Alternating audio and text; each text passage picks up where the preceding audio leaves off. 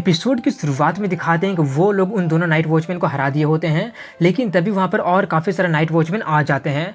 वो देखकर वो लोग थोड़े से शॉक्ड हो जाते हैं और वो लोग वहाँ से भागने के बारे में सोचते हैं, लेकिन उनका भागने से पहले वो लोग उन पर हमला कर देते हैं, जिससे वो लोग बहुत ही मुश्किलों से बच पाते हैं और जान बचाने के लिए वो लोग स्पेस क्रैक में चले जाते हैं। और ये वाले स्पेस क्रैक पहले वाले से काफ़ी ज़्यादा अनस्टेबल होता है, जिससे उनका बॉडी पर काफ़ी ज़्यादा असर होने लगा होता है। ये देखकर जुनमो सिस्टम को जल्दी से बोलकर उनका बॉडी को रिपेयर करने के लिए कहता है, इसलिए वो जल्दी से रिपेयर करने लगता है। इसके कुछ देर के बाद का सीन दिखाया जाता है जहाँ पर मियाओ बेहोश युनमो को उठाती है। युनमो उठकर पूछने लगा होता है कि हम लोग कहाँ पर आ गए हैं। वो कहती है कि देखकर तो किसी सिटी जैसा लग रहा है। ये सुनकर युनमो काफ़ी ज़्यादा खुश होकर उठ जाता है और कहने लगा होता तो क्या इसका मतलब हम लोग सक्सेसफुली आ गए हैं। लेकिन जैसे वो बाहर निकलता है, बाहर का हालत को देखकर वो दोनों काफ़ी ज़्यादा हैरान हो जाते हैं, क्योंकि बाहर में सब कुछ बर्बाद हो गया होता है। ये देखकर युनमो जल्दी से भागकर जाकर देखता है तो पता चलता है कि फुक्सी पेड़ भी बर्बाद हो गया है और वहाँ पर सिस्टर स्वांग भी नहीं होती है। ये देखकर वो काफ़ी ज़्यादा हैरान हो जाता है और उसका मेंटल ब्रेकडाउन होने लगा होता है कि आखिर ये सब क्या हो गया। लेकिन तभी वहाँ पर मियाओ दौड़ते हुए आती है और पेड़ पर हाथ रखकर उस पर चिल्लाने लगी होती है कि तुम मुझे अकेले कैसे छोड़ सकते हो।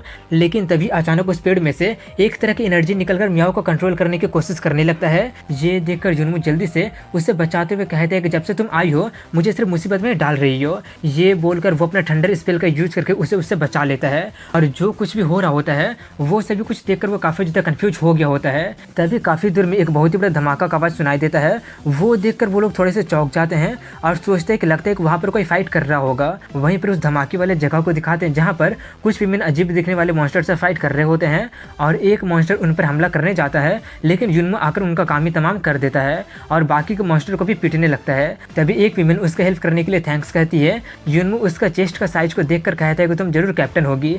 ये बोलकर वो उनसे पूछने लगा होता है कि अगर यहाँ पर क्या हुआ है और मॉन्स्टर यहाँ पर अटैक क्यों कर रहे हैं। कैप्टन कहते मुझे भी नहीं पता, हम पहली बार इस तरह के मॉन्स्टर को देख रहे हैं। तभी मियाओ आकर उससे पूछते कि तुम्हें कैसे पता चला कि ये कैप्टन है। वो बताता है कि यहाँ पर तुम्हारा चेस्ट का साइज जितना बड़ा होगा तुम उतनी ही ज़्यादा ताकतवर होगी और इनके हिसाब से तुम सिर्फ एक ऑर्डिनरी लड़की यहाँ पर होगी। तभी कैप्टन युनमो को देखकर कहने लगी होती है कि तुम्हारे पास इतना ज़्यादा ताकत होने के बावजूद भी तुम्हारा चेस्ट इतना ज़्यादा फ्लैट कैसे हो सकता है। युनमो कहता है कि मैं एक लड़का हूँ इसलिए मेरा चेस्ट बड़ा हो ही नहीं सकता है। ये सुनकर वो लोग काफ़ी ज़्यादा हैरान हो जाते हैं और कहने लगे होते हैं क्या तुम आउटसाइडर वर्ल्ड से आए हो। युनमो उनसे कहता है कि मैं तुम्हारी क्वीन का फ्रेंड हूँ, इसलिए वो लोग उसे अपने हायर ऑफिसर के पास लेकर जाते हैं। उसे देखकर युनमो कहता है हाँ मैं ली युनमो हूँ, क्या तुम मुझे नहीं जानती हो क्या। वो लड़की उसे दूर करते हुए कहते हैं कि पीछे हट जाओ, क्वीन का कोई भी मेल फ्रेंड है ही नहीं, कौन हो तुम और क्वीन से क्यों मिलना चाहते हो। ये देखकर युनमो चिल्लाते हुए कहने लगा होता है कि ये सब तुम क्या कर रही हो और आगे चिल्लाते हुए कहता है कि ब्रेड बाहर निकलो, तुम्हारी लड़कियां मुझे मारने की कोशिश कर रहे हैं। ब्रेड नाम सुनकर वो लोग थोड़े से चौंक जाते हैं और जल्दी से उन्हें रेस्ट करने लगे होते हैं। तभी वहाँ पर उनकी क्वीन जिसका नाम मफिन होता है वो आ जाती है।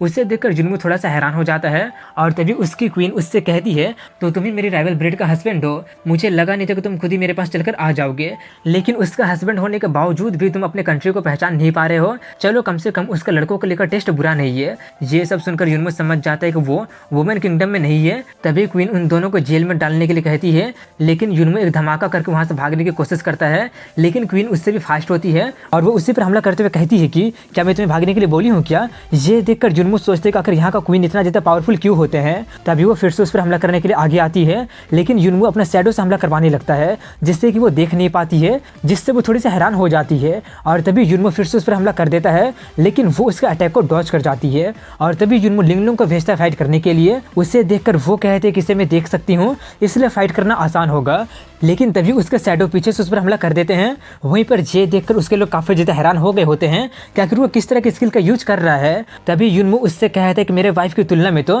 तुम काफ़ी ज़्यादा कमज़ोर हो। ये सुनकर वो काफ़ी ज़्यादा गुस्सा हो जाती है और उठते हुए कहती है अगर ऐसी बात है तो मुझे तुम दोनों को मिलने देना ही नहीं चाहिए, अब मैं अपना मन बदल ली हूँ, आगे का ट्रबल से बचने के लिए मुझे तुम्हें यहीं पर मार देना चाहिए। ये बोलकर वो उस पर हमला करके उसे उठाकर पटक देती है, जिससे उसे काफ़ी जोर से चोट लग जाता है। ये देखकर युनमो शैडो क्वीन से कहता है कि तुम्हारा फादर जल्दी ही मरने वाला है, मुझे जल्दी से आकर बचाओ। ये सुनकर मियाओ काफ़ी ज़्यादा हैरान होते हुए कहते हैं क्या डैड तुम शादी भी कर ली हो क्या। वहीं पर शैडो क्वीन आकर उस पर हमला कर देती है, लेकिन वो उसी के पैर को पकड़कर उसे उठाकर पटक देती है और तभी युनमो मियाओ को लेकर वहाँ से भागने लगता है। ये देखकर वो उससे कहते हैं बट उस लड़की का क्या हुआ। युनमो कहते हैं कि उसके बचाव के लिए वहाँ पर शैडो का आर्मी है, हमें सबसे पहले ब्रेड क्वीन को ढूंढना पड़ेगा। लेकिन तभी उनके बाकी के लोग उन्हें रोकने आ जाते हैं। ये देखकर युनमो भी उन पर हमला करने जाता है, लेकिन तभी उन्हें एक अजीब सा आवाज़ सुनाई देती है हैं। वो सुनकर वो सभी के सभी लोग रुक जाते हैं और वो सुनकर क्वीन कहते हैं कि वो मॉन्स्टर फिर से आ गए हैं, इन दोनों को अभी के लिए छोड़ दो, पहले जाकर उन मॉन्स्टर से फाइट करते हैं। ये बोलकर वो जाने लगती है और जुनमू से कहती है कि तुम वुमेन किंगडम में जा रहे हो ना, वहाँ पर पहुँच मैं तुम दोनों को एक ही बार में मार दूंगी। वहीं पर ये देखकर म्याओ कहते चलो अब कोई भी हमारे रास्ते को ब्लॉक नहीं करेगा। लेकिन वहीं पर जुनमू कुछ सोचकर अजीब तरह से हंसने लगता है। इसके बाद उन लोगों को दिखाते हैं जहाँ पर वो लोग उन मॉन्स्टर से फाइट कर रहे होते हैं और क्वीन अपना सारा पावर का यूज करके सभी मॉन्स्टर को खत्म करने के बाद काफ़ी ज़्यादा थक जाती है और इंजर्ड भी हो गई होती है।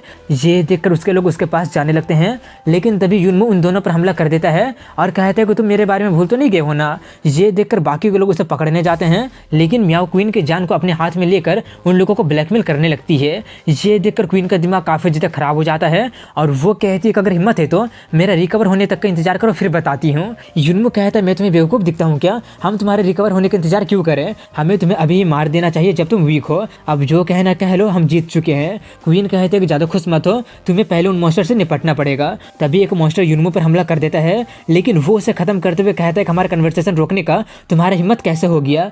लेकिन तभी उतना सारा मॉन्स्टर को देखकर युनमू का फटने लगती है और वो दुम दबाकर वहाँ से भागने लगता है। लेकिन तभी एक और मॉन्स्टर आकर उस पर हमला करने वाला होता है, लेकिन उसे कोई एक ही मूव में खत्म कर देता है। और तभी वहाँ पर काफ़ी सारे फीमेल वॉरियर आकर उन मॉन्स्टर को खत्म करना स्टार्ट कर देते हैं।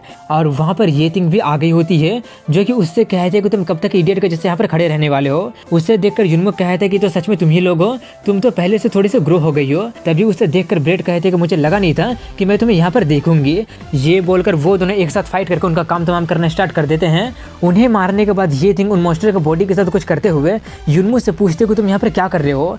युनमू अपना पूरा कहानी बताते हुए कहता है कि मैं जाना कहीं और चाहता था और पहुंच कहीं और गया। और तभी ये थिंग को उन मॉन्स्टर में से एक स्केल मिलता है, जिससे देखकर वो काफ़ी ज़्यादा शॉक्ड हो जाती है। इसके बाद अगले सीन में दिखाते हैं कि वो दोनों क्वीन एक घर में बैठे होते हैं और मफिन उससे कहते हैं कि हम दोनों तो दुश्मन है ना, लेकिन फिर भी तुम मेरी हेल्प क्यों कर रही हो। ब्रेड कहते हैं कि तुम्हें तो पता ही होगा कि हमारा इंटरेस्ट बॉन्ड है, अगर वो मॉन्स्टर तुम्हारा डिफेंस को ब्रेक कर देगा तो उसके बाद वो हम लोगों पर ही हमला करेगा, इसलिए मौत का इंतजार करने का बजाय मैं इनिशिएटिव लेना ज़्यादा पसंद करूंगी। तभी वहाँ पर ये तीन आकर कहते हैं कि मुझे मेरे इन्वेस्टिगेशन से कुछ पता चला है, लेकिन उससे पहले ये बताइए कि कैफे किंगडम में अभी तक क्या हुआ है। मफिन बताती है कि ये सब 5 दिन पहले स्टार्ट हुआ था और अचानक पता नहीं कहाँ से वो सारे मॉन्स्टर वेस्ट साइड में अपीयर होना स्टार्ट हो गए थे। वो मॉन्स्टर काफ़ी ज़्यादा पावरफुल थे जो कि हमारे शहर को लगभग खत्म ही कर दिया था, इसलिए हमें मजबूरन अपने शहर को छोड़कर वेस्टर्न जंगल में भागना पड़ा था। और वहाँ पर टेम्पररी स्ट्रॉन्ग होल्ड स्टेबलाइज करने के बाद हम फाइट बैक करने की तैयारी करने लगे हैं और उनसे फाइट करना भी स्टार्ट कर दिए। लेकिन वो मॉन्स्टर दोबारा से हमला कर दिए थे और एक ही दिन के बाद वो लोग दोबारा से फिर से हमला कर दिए थे। हमें नहीं पता कि हम कितने टाइम तक उनके अटैक को फेंड कर पाएंगे, लेकिन उनका संख्या सिर्फ बढ़ते ही जा रहा है। उतना सुनकर ये थिंग कहते कि उन मॉन्स्टर से मुझे ये मिला है। ये बोलकर वो उन्हें वो स्किल दिखा देती है और कहती कि वो मॉन्स्टर मड और कैरियन से बनाया गया है, जिससे कि ये वाला स्किल पावर दे रहा है। और जहाँ तक मुझे पता है कि ये स्किल जरूर उस लेजेंडरी डीमन ड्रैगन का होगा। ये सुनकर वो लोग काफ़ी ज़्यादा शॉक्ड हो जाते हैं और ब्रेड कहते कि उसे तो 400 साल पहले सील कर दिया गया था ना, लेकिन वो फिर से अपीयर कैसे हो सकता है, क्या ये पॉसिबल हो सकता है कि कोई उसका स्किल का यूज करके उन मॉन्स्टर को कंट्रोल कर रहा होगा।